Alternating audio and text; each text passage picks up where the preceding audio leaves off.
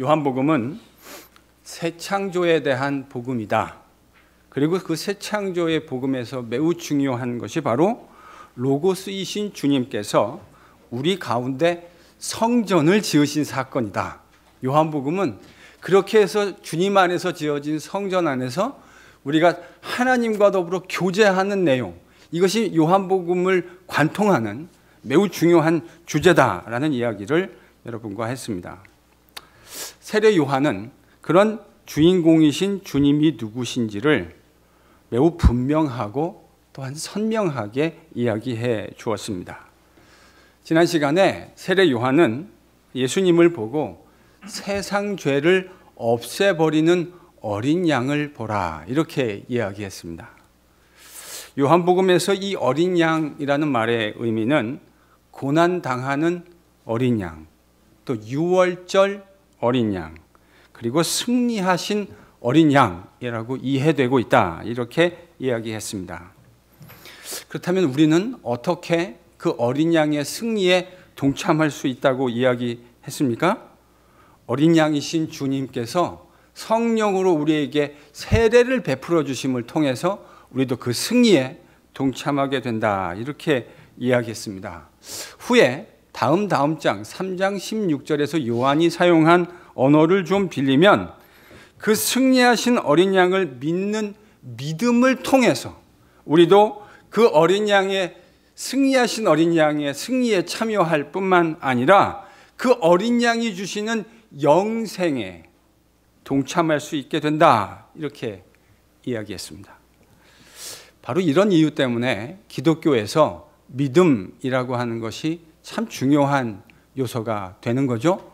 주님께서 이루신 그 승리에 동참하게 되는 수단과 방법이 바로 믿음입니다. 그래서 그 믿음을 가지는 자들은 주님이 누리시는 그 승리에 우리도 함께 동참할 수 있게 되는 거죠. 오늘 본문에는 예수님이 누구이신지 소개했던 세례 요한이 행했던 그 다음 날의 이야기, 지난주에 저희들이 묵상했던 그 다음 날의 이야기가 기록되어져 있습니다.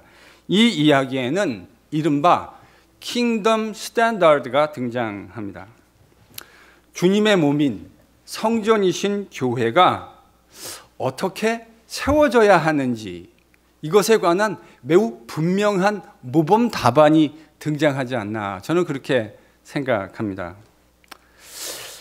1세기 주님께서 이 땅에 오셔서 성전인 하나님의 공동체, 성전 공동체를 세우셨다고 했는데 그 성전 공동체의 첫 번째 제자들이 어떻게 만들어지게 되었는가 하는 그 이야기를 우리에게 해주고 있거든요. 여러분, 이 이야기를 잘 벤치마킹하면 21세기 이 하트포드에서 주님의 성전 공동체를 세워야 할 우리가 매우 중요한 영적인 원리를 찾을 수 있습니다. 여러분, 그 원리들을 오늘 하나하나 같이 좀 묵상해 가기를 원합니다. 35절에서 37절을 먼저 읽습니다. 지금 본문을 보면 예수님이 제자 2명과 함께 서 있습니다. 그런데 누가 지나가시죠? 예수님이 지나가셨어요. 그 지나가시는 예수님을 보고 나서 세례 요한이 자신이 어제 소개했던 대로 하나님의 어린 양이다, 하나님의 어린 양이다 라고 다시 또 증언합니다. 여러분, 이 증언을 듣고 세례 요한의 제자였던 두 사람이 이제 예수님을 따르게 됩니다. 저는 여기서 참 한결같은 세례 요한의 모습을 봅니다.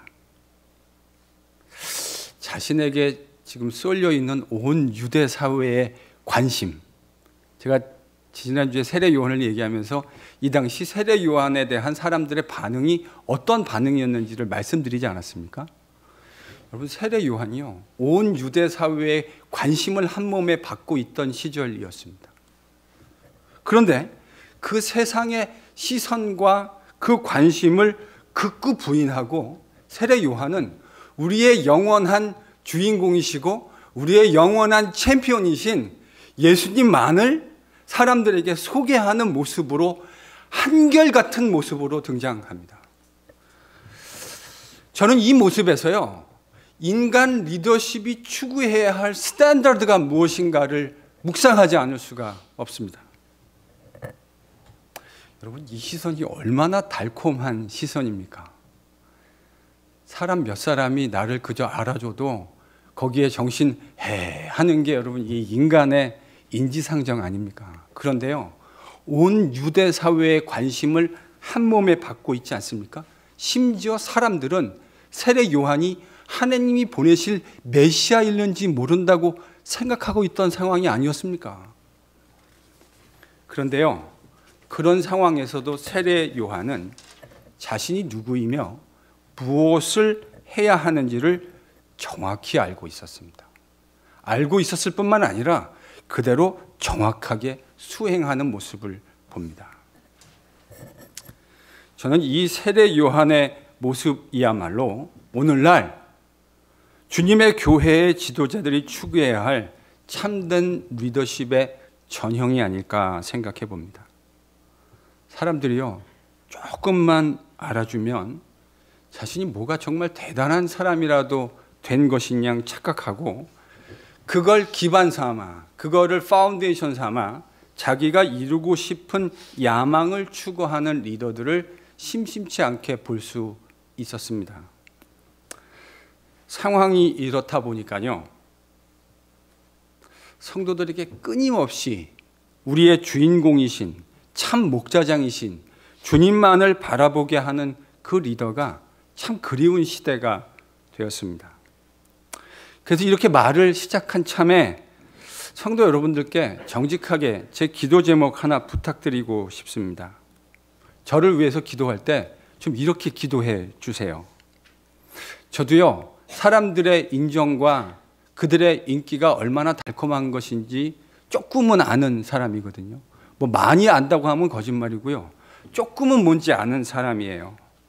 그래서 제가 사람들이 주는 그런 달콤한 말에 마음을 뺏겨서 제가 가지고 있는 제 자신의 본분을 망각하지 않고 끊임없이 성도들로 하여금 우리의 영원한 챔피언이시고 주인공이신 예수님만을 끊임없이 바라보게 만드는 그런 건강한 목사로 끝까지 주님 불러가실 때까지 그렇게 목사의 역할을 잘 감당할 수 있도록 기도해 주시기를 간곡히 부탁드립니다. 제발 부탁인데 저를 위해서 꼭 그렇게 기도해 주세요. 이 세례 요한의 이야기를 듣고 제자 둘은 예수님을 따르게 됩니다. 37절에서 제자들이 예수님을 따랐다 이렇게 기록해 주고 있죠. 여기서 따랐다라고 하는 이 단어, 요한이 사용한 단어는 아콜루테오라고 하는 단어입니다. 이게 참 중요한 단어가 아닐 수 없는데요. 왜 중요하냐? 신약 성경에서 예수님을 따르는 제자도라는 주제를 언급할 적마다 이 단어가 예외 없이 등장하기 때문입니다. 여러분, 제자도라는 말이 기독교에서 얼마나 중요한 말입니까? 그 제자도를 설명할 때마다 이 바로 아콜루테오라고 하는 단어가 사용되고 있어요. 지금 본문에 그 단어가 사용되었습니다. 무슨 말입니까? 여러분, 이 두 사람은 어제까지는 누구의 제자였죠? 세례 요한의 제자였습니다. 그런데 세례 요한의 증언을 통해 그들은 이제 예수님을 따르는 예수의 제자가 된 겁니다. 자신을 따르는 자들을 향해 보시면서 예수님은 이렇게 말씀하셨습니다. 무엇을 구하느냐? 여기서 구하느냐라는 이 말은 무엇을 너희들이 추구하느냐? 아마 문맥 속에서는 이런 의미 아니겠습니까? 너희가 무엇을 추구하면서 나를 따르고 있는 것이냐? 예수님은 그들이 무엇을 추구하는지, seeking 하시는지 궁금하셨던 것 같습니다. 그런데요, 이 질문에 제자들은 대답을 합니까? 안 합니까? 저를 보면 답이 없고요. 본문을 보십시오. 제자들은 이 예수님의 무엇을 추구하느냐, 무엇을 추구하며 나를 쫓느냐라는 취지의 예수님의 질문에 대답합니까? 직접적인 대답을 하지 않아요. 그리고 뭐라고 도리어 질문을 하냐면 어디에 거하십니까? 아마 이렇게 말했을 거예요. 선생님, 어디에 거하십니까? 어디에 거주하십니까? 뭐 정확한 취지를 말하기는 참 어렵습니다. 어디에 거하십니까? 어쩌면 이런 의미도 담겨 있지 않았을까요? 당신이 어디 거하시는지 좀 보고 난 다음에 그것에 대해서 말씀드리겠습니다. 뭐 이런 의미도 들어 있을 수 있을 것이라 생각합니다. 이 제자들의 질문을 받으신 주님께서는 요한복음에서 매우 유명한 말씀을 하십니다. 와 보라, 와 보라. Come and you will see. 이렇게 대답하셨어요. 제자들은 그래서 예수님이 거하시는 곳에 가서 10시, 그러니까 오늘날의 시간으로 치면 오후 4시가 되겠군요. 오후 4시부터 그날 온종일 하루를 주님과 함께 거하게 됩니다. 그런데 정확하게 이야기하자면 이 제자들이 주님과, 그러니까 이 뒤에 나오는 이제 안드레라고 하는 이 사람이 우리 주님과 도대체 얼마 동안을 함께 거주했는가, 베드로를 만나기 전에 얼마를 거주했는가, 이 부분에 대해서는 요한복음이 정확하게 우리에게 이야기해 주지 않습니다. 또 사도 요한은 예수님과 그 두 제자의 교제 기간이 정확하게 얼마였는가를 말해주지 않을 뿐만 아니라 그 교제 기간 동안에 구체적으로 어떤 일들이 일어났는가에 대해서도 우리에게 상세한 인포메이션을 주지 않습니다. 다만 그들이 자신을 따르는 예수님과 함께 거하며 교제하고 있었다고 하는 사실만을 우리가 추론할 수 있을 뿐입니다.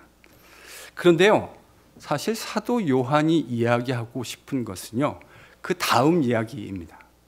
구체적인 정보를 주지 않는 건 사도 요한이 우리랑 그 이야기를 나누고 싶은 의도가 별로 없다라는 의미예요. 그런데 사도 요한은 정말 하고 싶은 이야기를 40절, 41절에서 합니다.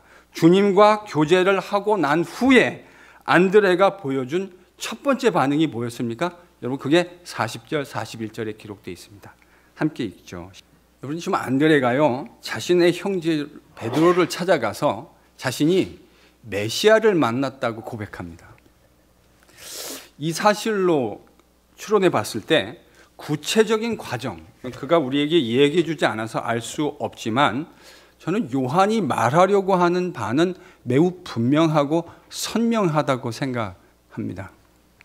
안드레는 그 주님과의 교제를 통해서 예수님이 구약이 말씀하셨던, 예언하셨던 바로 그 메시아이라는 사실을 깨닫게 된 거죠. 뭐가 그로 하여금 예수님이 메시아라는 사실을 깨닫게 만든 거예요? 주님과의 친밀한 교제가, 이분이 바로 구약이 예언했던 바로 그 메시아구나라는 사실을 깨닫게 만든 겁니다. 저는요, 바로 여기서 킹덤 스탠다드를 봅니다. 인간 목사가, 리더가 추구해야 할 모습이 바로 이런 모습이라고 생각해요. 목사는요, 철저하게 성도들로 하여금 주님을 바라보게 하고 말씀이신 주님과 교제할 수 있도록 그 역할을 수행해야 합니다. 이게 목사가 행해야 할 가장, 어떤 의미에서 가장 펀더멘탈한 중요한 저는 사명이라고 생각해요. 성도들로 하여금 주님만을 바라볼 수 있게 만들고 그 바라보는 말씀이신 주님과의 교제를 할 수 있게 만들어내는 것, 여러분, 이게 인간 리더인 목사가 해야 할 저는 가장 중요한 펀더멘탈한 일이라고 생각합니다. 성도들이 그 말씀이신 주님과 교제를 하기 시작하면 성도들이 그 안에서 진리이신 주님을 발견하게 됩니다. 사람의 영혼을 소생시켜내시는 주님의 진리를 발견하게 되어지고 주님의 은혜를 발견하게 됩니다.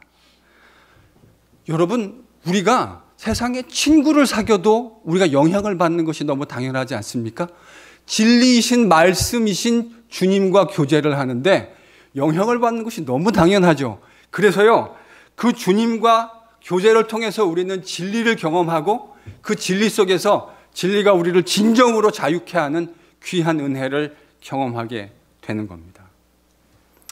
세례 요한의 증언을 통해서 안드레가 주님을 만나게 되고 그 주님과의 친밀한 교제를 통해서 예수님이 구약이 예언했던 바로 그 메시아, 진리이심을 깨닫게 되어졌던 것처럼요.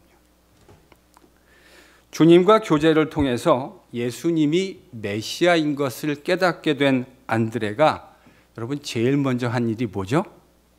자기 형 베드로를, 시몬을 찾아가서 그 시몬을 주님 앞으로, 여러분 42절을 보십시오. 데리고 예수께로 오니. 그러니까요, 안드레는 그 진리를 경험하고 진리이신 주님을 만나고 가장 먼저 한 일이 자기 형 시몬이 생각났습니다. 그래서 시몬을 찾아가서 내가 메시아를 만났다라고 이야기하고 끝난 것이 아니라 그 시몬을 누구에게로 데려왔다고요? 메시아이신 주님에게로 데려왔습니다. 인도해 왔습니다. 세례 요한의 증언을 통해 제자들이 예수님 앞으로 나오게 되어지고요. 그리고 주님과의 교제를 통해서 그들이 진리를 알고 진리 가운데 거하게 됩니다. 진리 가운데 거하며 예수님이 메시아란 사실을 깨닫게 된 안드레는 그의 형제 베드로를 주님 앞으로 인도해 오게 됩니다. 여러분 어떻습니까? 이게 바로 첫 번째 성전 공동체, 주님께서 성전을 세우시기 위해서 이 땅 가운데 오셨는데 그 성전 공동체의 첫 번째 성전이 아름답게 지어져 가는 과정이었습니다. 하나님이 예수님을 보내서 이 땅 가운데 하나님과 교제하는 성전 공동체, 더 이상 스트럭처랑 건물이 아닌 진리이신 그리스도 안에서 지어진 성령 안에, 성전 안에서 우리가 하나님과 교제하게 되기를 원하셨는데 그 교제의 가장 첫 번째 이야기가 오늘 이렇게 기록되고 있다고요.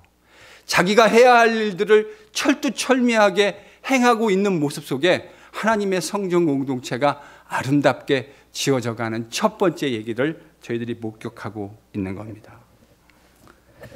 여러분 바로 이게 킹덤 스탠다드입니다. 목사는, 리더는 성도들이 온전히 주님만을 바라보게 하고 온전히 주님의 진리의 말씀만을 깨달을 수 있도록 진리를 증거하는 겁니다. 그러면 성도들은요, 그 진리 안에서 주님을 경험하게 됩니다. 주님을 만나게 됩니다. 그 주님을 만나는 사람의 삶에는 진리가 주는 자유함의 변화를 경험하게 되어 있습니다. 주님을 만나기 전에는 내가 어둠 가운데 거하고 있고 속박 아래 거하고 있다는 사실조차 몰랐는데 빛이신 주님을 만나고 자유케 하시는 진리를 경험하게 되면 진정한 자유가 무엇인지 여러분 경험하게 되는 겁니다. 그리고요, 자신이 경험한 그 자유함의 진리를 내 형제와 내 사랑하는 지인들과 이웃들에게, 가족들에게 증거할 수밖에 없는 거죠. 이것이 요한복음이 그리고 있는 첫 번째 킹덤 성전 공동체가 지어지고 있었던 킹덤 스탠다드의 모습입니다. 여러분 어떻습니까? 우리가 교회로서 함께 추구해야 할 모습이 이 안에 고스란히 녹아있다는 생각을 하시지 않습니까? 저는 목사로서 제가 해야 할 본분을 최선을 다해서 행하겠습니다. 말씀의 사역자로서 우리의 영원한 주인공이신 예수님만을 여러분이 끊임없이 바라볼 수 있도록 하겠습니다. 그 말씀의 진리가 무엇인지 제가 비록 아둔하지만 제가 깨달은 대로 최선을 다해 여러분과 나누고 그 나눈 하나님의 복음의 진리를 성도의 한 사람으로서 저도 돌아가서 제가 선포한 말씀의 진리들을, 그 진리의 말씀을 살아내는데 최선을 다하는 삶을 살겠습니다. 여러분은 그 진리의 말씀 속에서 주님을 끊임없이 만끽하실 수 있기를 바랍니다. 그 진리가 주는 자유가 무엇인지를 끊임없이 만끽하는 여러분이 되실 수 있기를 바라요. 그래서 우리가 그 진리 안에서 진리를 만나고 진리를 세상 가운데 증거하는 그리스도의 증인으로 킹덤 스탠다드의 모형을 쫓아서 함께 살아갈 수 있는 우리가 될 수 있기를 간절히 축원합니다. 옆에 있는 분에게 한번 권면해 볼까요? 한번 이렇게 권면해 주십시오. 복음의 진리를 말씀 속에서 경험합시다. 제가 평상시 하던 것보다 좀 길었죠? 네, 살짝 헤지테이션을 봅니다. 다시 한번 합니다. 복음의 진리를 말씀 속에서 경험합시다. 진리이신 주님을 함께 증거합시다. 우리 주님 만날 때까지 그래도 나를 통해서 예수님을 알게 된 사람이 한 명 이상은 있어야 되지 않겠습니까? 내가 진리를 경험했다고 한다면 적어도 내가 이 세상을 살아가는 동안 단 한 사람 이상이라도 나를 통해서 그 진리이신 주님을 여러분 만나야 하지 않겠습니까? 여러분 이게 상식 아닐까요? 아닌가요? 저는 우리가 그런 귀한 축복의 통로로 사용될 수 있기를 정말 원합니다. 그렇게 기도합니다. 이렇게 안드레가 메시아이신 주님을 경험하고 자신의 형제 베드로를 우리 주님 앞으로 인도하죠. 근데요, 베드로를 만나신 주님은 베드로에게 이런 이야기를 하십니다. 여러분 42절을 함께 읽죠. 이렇게 기록되어 있어요. 내가 요한의 아들 시몬이니 장차 게바라 하리라. 사람들이 너를 게바라고 부를 것이다. 이렇게 말씀해 주셨습니다. 여러분 이름을 바꾸어준다 하는 것은 참 중요한 의미가 있죠. 왜냐하면 그 이름을 여러분도 자녀들의 이름을 지지 않으셨습니까? 앞으로 지으실 분들도 계실 거고요. 우리가 다 중요한 의미를 담아서 그 아이들의 인생이 그렇게 되기를 바라는 마음으로 그런 이름을 지어주는 것 아닙니까? 제 친구 목사님은 애들 이름을 하람, 예람, 여기 몇 번 오셔서 설교하신 분이죠. 하나님의 사람이 되거라, 예수님의 사람이 되거라. 여러분 그런 의미 아닙니까? 제 친구 중에 고등학교 친구 중에 이름이 성실이라는 이름을 가진 친구가 있었습니다. 저랑 참 친했던 친구인데 그 친구는 학교에서 집이 제일 가까운 친구였어요. 제가 한번 계산해 봤는데 마음 먹고 책가방 울러매고 집을 뛰쳐나오면 교실에 들어오는 데까지 정확하게 1분 30초 이내에 주파할 수 있는 거리에 살고 있는 친구였습니다. 그런데 이 친구는 선생님이 출석을 부를 적마다 매번 지각을 했습니다. 그래서 제가 그 친구에게 그렇게 얘기했어요. 너는 성을 좀 바꿔야 되겠다.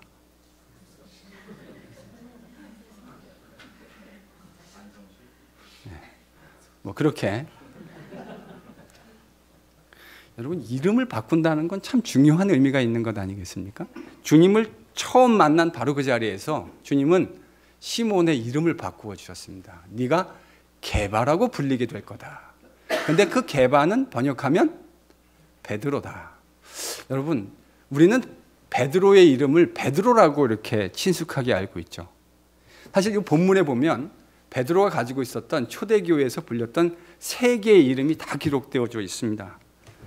첫 번째 이름은 시몬이었습니다. 시몬이라는 이름은 아주 흔한 유대식 이름입니다. 그 다음 주님이 지금 지어주신 이름 게바. 그럼 게바는 랭귀지가 뭐죠? 예, 이거 아람어입니다. 아람어.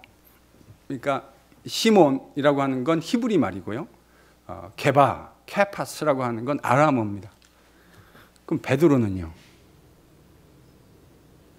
이거 헬라 말입니다. 페트로스라고 하는 헬라 말이에요. 그러니까 원래 자 그럼 이제 질문 하나 합니다. 원래 베드로를 처음 만났을 때 예수님이 처음 만났을 때 이 베드로는 사람들에게 뭐라고 불려지고 있었을까요? 시몬이요. 그게 예수님 만나기 전에 베드로가 유대인들에게 불렸던 일상적인 이름입니다. 시몬, 요한의 아들 시몬아. 그런데 시몬으로 불리고 있던 베드로를 바라보시면서 주님이 지금 뭐라 그러시냐면 네가 지금 시몬인데 너는 이제 앞으로 뭐라고 불릴 거라고요? 게바. 여러분 그 게바가 가지고 있는 의미를 헬라말을 이해하는 독자들이 잘 이해 못할까 봐 사도 요한이 그것을 베드로라라고 지금 번역해 주었습니다. 그렇죠? 그 베드로라는 말의 의미는 뭐죠? 예, 락이라는 뜻입니다. 반석이라는 뜻입니다. 자, 그러면 주님께서 지금 베드로를 시몬을 보시고 너는 지금까지 시몬이라고 불렸는데 이제 앞으로 사람들이 너를 게바라고 부를 것이다. 반석이라고 부를 것이다. 라고 했을 때에 주님은 어떤 의도를 가지고 반석이다라고 불릴 거라고 말씀하셨을까요? 어떤 의도였을까요? 저는 이런 의도였다고 생각합니다. 마태복음 16장도 그렇고 요한복음을 종합적으로 생각해 보면 예수님은 자신이 앞으로 지으실 성전 공동체의 그 성전 공동체의 반석과 같은 역할을 누가 할 거라고 기대하신 거죠? 베드로가요. 그래서 주님이 이렇게 지금 말씀하시는 거예요. 너는 시몬이라고 불렸지만 너는 앞으로 성전 공동체, 내가 내 육신으로 친히 지을 바로 그 성동 공동체의 반석과 같은 인물이 될 것이다. 지금 이렇게 베드로에게, 시몬에게 말씀해 주시는 겁니다. 이런 관점에서 저는 이것이 주님께서 시몬에게 주신 약속이며 또 어떤 의미에선 선포라고 하는 생각을 합니다. 물론 지금 시몬의 모습은 전혀 반석 같지 않습니다. 그런데 주님께서 그를 당신이 친히 세우실 성전 공동체의 반석으로 베드로를 만들어 가실 것이라고 하는 그의 의지의 표현이며 동시에 약속이고 또한 선포입니다. 우리가 금요일 날 마가복음을 성경 공부해 오고 있는 중입니다. 이제 여러분 거의 다 끝나갑니다. 뭐가 끝나간다고요? 마가복음 성경 공부가 이제 거의 다 끝나갑니다. 15장을 저희들이 묵상하고 16장 하면 이제 끝나요. 저희들이 성경 공부해 왔지만 시몬이 정말 여러분 반석이라고 불릴 만한 자격이 있는 사람입니까? 아닙니다. 마가복음을 보면요, 시몬은 처음에 멋지게 모든 것을 다 집어던지고 주님을 쫓아갔습니다. 근데 마가복음을 읽다가 실상을 알고 봤더니 이 베드로는요, 다른 여차 제자들과 마찬가지로 자신의 야망을 추구하려는 동기를 가지고 우리 주님을 쫓아 나왔던 거였습니다. 그래서 주님이 자신의 야망과는 대치되는 십자가를 지고 죽을 것이라 라는 말씀을 처음 하시자 이 인간은 참남되게도 주님을 꾸짖기까지 했습니다. 아니 제자가, 여러분 우리도 제자가 선생님을 꾸짖는다는 것 쉽게 상상하기 어려운 일인데, 여러분 이 2000년 전에 팔레스틴 문화권에서 제자가 선생님을 꾸짖는다라는 건 여러분 이건 상상할 수 없는 일입니다. 그런데 이 인간 참람하게 예수님이 십자가 지고 돌아가신다 그러니까 예수님을 꾸짖었다고요. 여러분 그뿐만입니까? 다른 사람은 다 주님 부인할지라도 자신은 결단코 주님을 부인하지 않을 것이라고 다짐하면서 맹세하지 않았습니까? 여러분 제가 그랬죠. 결단코라고 말하는 분들은 좀 조심해야 합니다. 자신이 얼마나 연약한 인간인지 잘 모르는 거예요. 그러다가 한번 실수를 해봐야 나는 결단코라는 말을 함부로 쓸 수 없는 연약한 인간이구나라는 사실을 깨닫게 되는 거죠. 결단코 주님을 부인하지 않겠다고 얘기해놓고 그 이야기가 채 24시간도 다 지나지 않아서 그가 한 맹세는 공연불이 되었습니다. 사람들 앞에서 예수님을 부인했을 뿐만 아니라 예수님을 저주까지 했습니다. 베드로가 지금 주님을 만났을 때 현 수준이 바로 이런 수준이었다고요. 처음 만나는 순간 이런 찌질한 베드로를, 시몬을 바라보면서 주님은 지금 성전 공동체에서 시몬이 미래에 감당해야 할 모습을 앞당겨서 가지고 와서 내가 너를 시몬, 베드로라고 부를 것이고 사람들도 너를 이제부터 반석이라고 부르게 될 것이다 라고 말씀해 주시는 겁니다. 그러니까 주님은 자신이 세우실 성전 공동체의 반석으로 베드로를 만들 것이라고 자신의 의지를 표현하셨을 뿐만 아니라 약속해 주시고 그렇게 지금 선포해 주고 계신 겁니다. 주님의 약속과 선포대로 그런 베드로는 정말 초대교회의 반석과 같은 사람이 됩니다. 정말로 됩니다. 그는 주님의 선포와 약속대로 복음을 위해서 자신의 일생을 드리고 그의 마지막까지 내 주인이신 주님께서 십자가를 온전히 지고 가셨는데 내가 어떻게 주님과 똑같이 십자가를 지겠냐고 이야기하며 그는 거꾸로 십자가에 달려 죽음을 맞이했습니다. 주님이 말씀하셨던 그대로 그는 진짜 초대교회 반석과 같은, 예수님이 만드실 성동 공동체의 반석과 같은 사람이 됩니다. 그럼 여러분, 우리 주님께서 베드로를 처음 만나서 이런 이름이 바뀌는 약속을, 선포를 해주셨는데 여러분, 이 이야기는 우리와 어떻게 연결이 될까요? 어떻게 이 이야기는 우리에게 적용될 수 있습니까? 물론 우리는 성전 공동체의 반석이 되지는 않을 겁니다. 베드로처럼 우리는 반석이 되지는 않을 거예요. 그런데 사실 베드로나 우리나 어떤 의미에서 마찬가지 약속이 주어지지 않나, 기능은 조금 다를 수 있을는지 모르지만 저는 마찬가지 약속이 주어지지 않았나 생각합니다. 베드로가 성전 공동체의 반석이 될 자격이 없는 사람이었던 것처럼 우리도 성전 공동체의 일원이 될 자격이 없는 사람 아니었습니까? 베드로만 성전 공동체의 반석이 될 자격이 없었던 것이 아니고요. 우리도 그 주님의 몸이신 성전 공동체의 일원이 될 자격이 없는 사람들이었습니다. 그런데 아버지 하나님의 은혜로 예수님 안에서 성령의 사역을 통해서 우리는 하나님의 성전 공동체의 일원이 될 수 있는 은혜를 누리게 된 겁니다.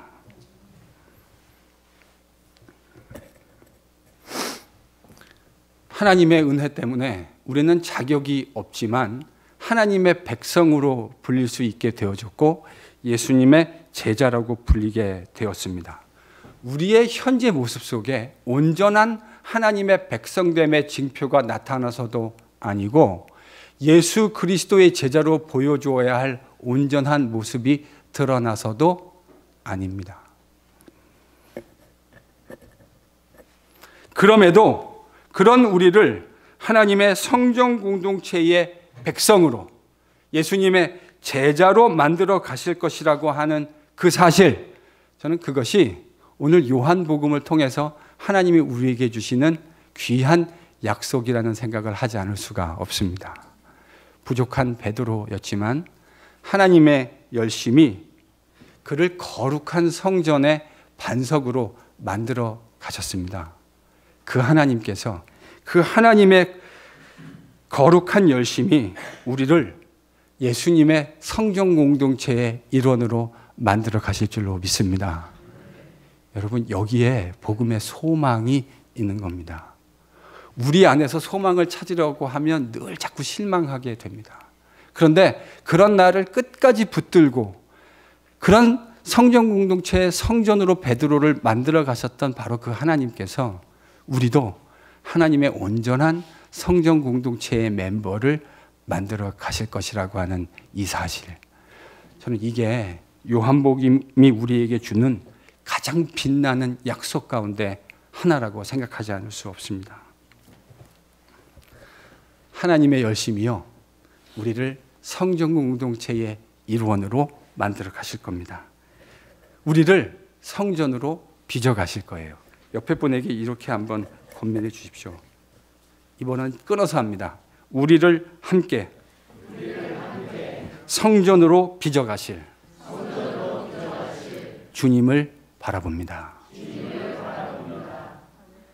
우리가 연약한 순간마다 그런 연약한 우리마저도 버리지 않으시고 포기하지 않으시고 성전으로 만들어 가실 하나님을 바라볼 수 있는 우리가 될 수 있기를 바랍니다. 틀림없습니다.